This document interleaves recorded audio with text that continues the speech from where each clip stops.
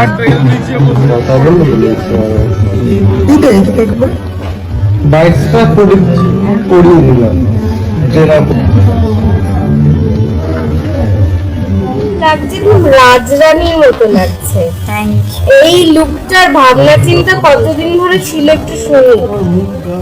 বেশ অনেকদিন ধরেই ছিল। দ্বিতীয়বারের মতো বিয়ের বিয়েতে বসলেন ভারতের জনপ্রিয় টিভি সিরিয়ালের অভিনেত্রী মধুমিতা সরকার।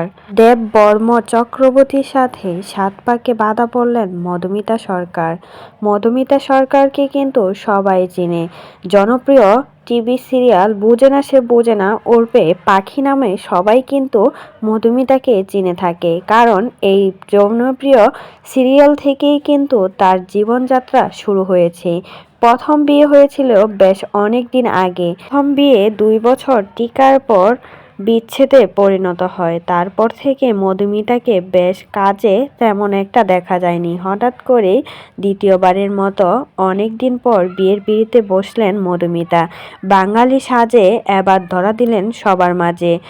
মায়ের গহনা, মায়ের শাড়ি পরেই মায়ের হাত ধরে সাত পাকে বাঁধা পড়লেন দেববর্ম চক্রবর্তীর সাথে। শোনা যাচ্ছে বেশ অনেক দিন ধরেই দেববর্মর সাথে নাকি মধুমিতার সম্পর্ক ছিল, আর সেই সম্পর্ক ভালোবাসাকে আজ বিয়ের পরিণত দিল মধুমিতা সরকার। তারা দুজনে কিন্তু অনেক বেশি খুশি এই বিয়েটা করে। তো